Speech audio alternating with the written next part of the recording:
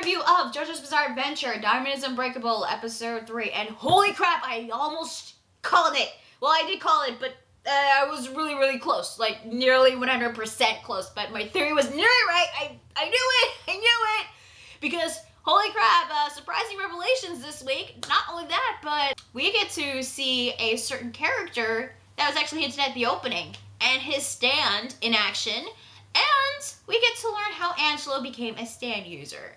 So, this week's episode actually starts off during the aftermath of Angelo. Like, Jotaro was speaking, I believe, to the Speedwagon Foundation about a photo that was taken in Egypt 10 years ago. Anyway, I was surprised we actually got that scene first because I thought we were going to see a little bit more on Angelo before his actual true demise, which we actually did in a flashback, which technically recaps like what happened to him in last week's episode, which I believe they did that because so that they could like follow up on what happens next. He tells Josuke and Jotaro that a certain someone is going to kill them. Who is he? Well, he is the man in a high school uniform who gave Angelo his stand. Now, we all knew that Angelo wasn't born a stand user. He obtained a stand before his execution, but we didn't actually know how that happened, which we actually learned, surprisingly, in another flashback, within a flashback, which is weird, but okay, which actually happens one night a month before his execution in 1998. Angelo was alone in his cell, and all of a sudden, this guy in this high school uniform was inside. Somehow, he managed to get into his cell without any of the guards noticing. Maybe it's got something to do with his stand, which actually hasn't revealed what his stand is, or let alone his name. Even though Angelo didn't really see his face, but only saw his uniform, he did see him holding a bow and arrow, which he shoots the arrow at Angelo through the mouth, out of his neck, which looks really painful. At one moment, it seemed like he died, like he stayed still. His eyes were like completely blank, mouth open, but then his body eventually starts twitching. Anyway, the guy tells Angelo that he obtained a talent. This talent that the man named Dio called a stand. So he gave Angelo his stand, Aqua Necklace, but he knew Dio. Fucking Dio! Even though he died in Stardust Crusaders, he is still trying to screw with the Joestar bloodline, even after he dies. It turns out that this was all just a ruse for Angelo to like use his stand, which was still sealed inside that rubber glove, to like strangle this one kid who happened to be passing by and use him as leverage in order for Josuke to like revert him back to his original form. Which unfortunately for Angelo, he had to insult Josuke's hairstyle, which, you know, again, you'd think he'd learn his lesson after episode 1 when he possessed that one guy who insulted his hairstyle, because like, did he not learn that? Like, don't call his hairstyle stupid, because if you diss the hair, you'll end up in despair. So Josuke gets pissed and he's like, what did you say about my hair? Summons Crazy Diamond and then punches the ever-living crap out of him, breaking the rock, but then repairs it into an even uglier form of the rock. Oh my god, Angelo became an even uglier rock. And ironically, this is a good spot for going on dates. That I don't get. And honestly, I thought that he kind of killed Angelo, but, you know, just changed his form. But it turns out that he's still alive. He's just sealed even further into the rock. Because like in this one scene when Josuke and Koichi like walk past the Angelo stone and they go, yo Angelo, which I thought was really funny, you can hear the rock, you can hear the Angelo stone like make this grow. So Angelo is still alive in the rock. So yeah, he really did get the Cars treatment. And he can't use his stand Aqua Necklace anymore. Unfortunately, he had some more intel on this guy saying that he is in Morioh, and Jotaro wanted to learn more about this since, you know, this has something to do with Dio. Unfortunately, Josuke had to get pissed off. So, yeah, god damn it, Josuke. But, you know, it's still, he's a really cool guy. Apparently, there's this bow and arrow, which I knew this was how we got a stand, by the way. Anyway, this bow and arrow has the ability to give regular people stands. Now, we know that people can be born with a stand. We've seen that before.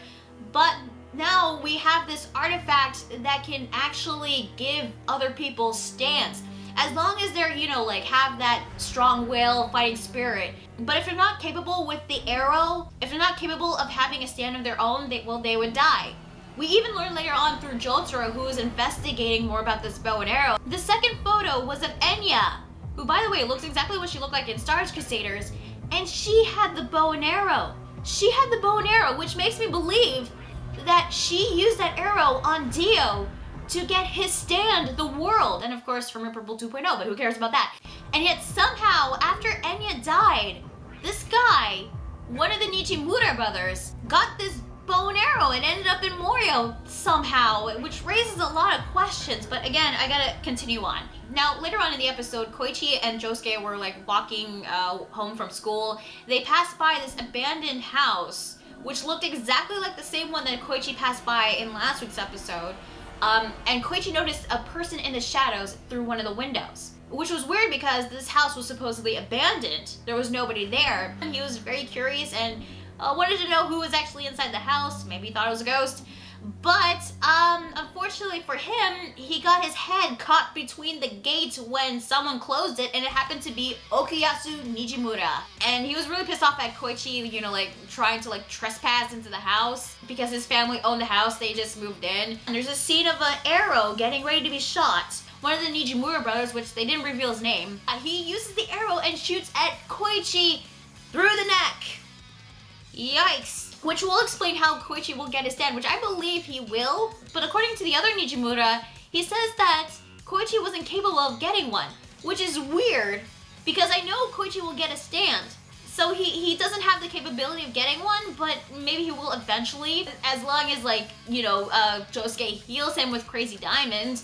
And I highly doubt Araki will kill off another character, especially one that has been shown a lot in the opening, and especially in the previous arc when we already had a character death. And the other Nijimura brother knows that Josuke will interfere in his plans, whatever his plans are, wants his brother to take care of him so that he won't interfere. So we then get a fight between Josuke and Okuyasu, and Okuyasu summons his stand, Zahando, or the hand, but I prefer calling it Zahando because it sounds a lot cooler. I'm just saying.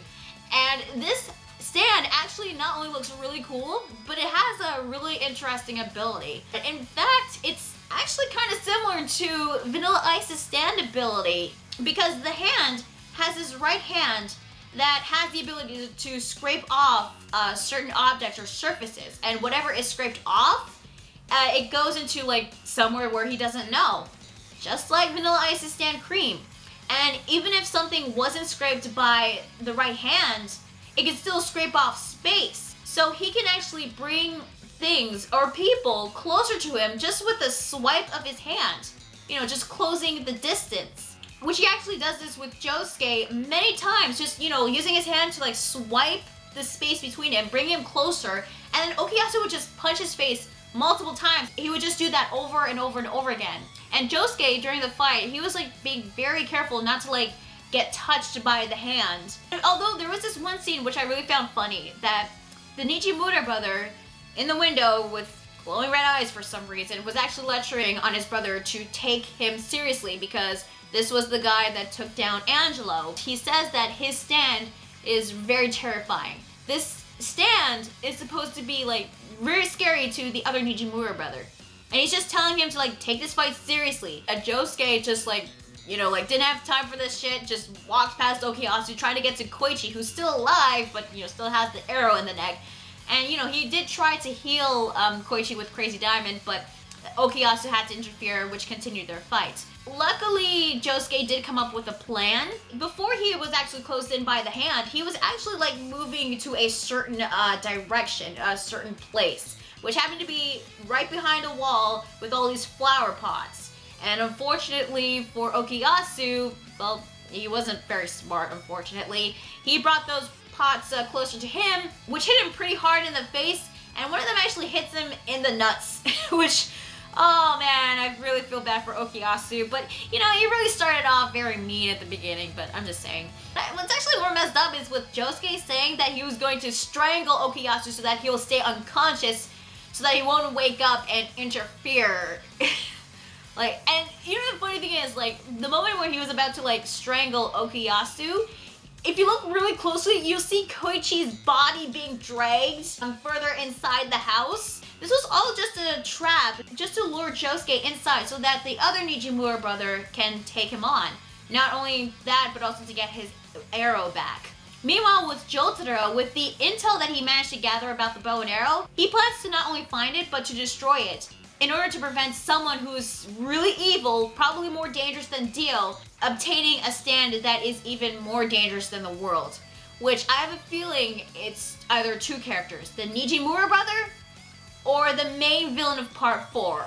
And speaking of the Nijimura brother, he is gonna fight against Josuke, and they ended off in a freaking cliffhanger, which, oh my god, I really wanted to see more. Overall, this episode was really good. I really liked the fight scene between Josuke and Okuyasu. And with Okuyasu, he really started off as mean, but considering that he's in the opening a lot, I know that he's going to become an ally later on for Josuke. In fact, I did hear that he's going to be the new Jojo's best bro in part 4, which, you know, which is weird because, like, I thought that would be Koichi, but maybe it's both. So far, Okuyasu, I actually think he's pretty cool. His stand actually is really neat. I really like its ability and its design. Although you can definitely draw parallels to Cream's stand ability, you know, Vanilla Ice's stand. The stand is only effective depending on how you use it, and he was effective. It's just until that last scene with the flower pots, he wasn't that effective, yeah. I don't know if that's it from Okuyasu, but again, we'll just have to wait and see until next week's episode. I'm hoping that I'll like him a little more, maybe much more when he becomes an ally, because right now as an antagonist, well, a minor one, he's kind of mean. The revelation about the bow and arrow, I was actually wondering like what exactly it could really do. And my theory that I made in my anime manga comparison in episode 2 was actually nearly spot on, which I'm really happy about that. But I was really surprised that Enya was the actual owner of the arrow. That Enya used the arrow on Dio to give him his stand, the world, which triggered the awakenings of Josuke's, Jotaro's, Joseph's, and even Holly's stands. With Koichi though, I really feel bad for him, but I still believe that he is going to have a stand, because he's not only featured a lot in the opening, but it's just hinting at that he is going to get a stand. So I really doubt that he's gonna die. One thing I want to note, there's actually this one scene which I thought was kind of funny when Tomoko meets Jotaro for the first time, which she mistakes him for Joseph for some reason. I don't know why, because like Joseph's really old and a little wrinkly. With that misunderstanding out of the way, he was actually there to like see Josuke, but he'll come back later. And before he leaves, he tells Tomoko that he was sorry about what happened to Ryohei and said that if Joseph was there, then maybe he would have protected them and helped prevented the situation. But he couldn't because he was old, which is why Jotaro is there instead.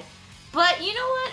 I still believe that we're going to see Joseph again. I mean, I know what he looks like in part 4. I'm not exactly sure when he'll show up. I'm actually looking forward to seeing Joseph again, despite the whole affair thing.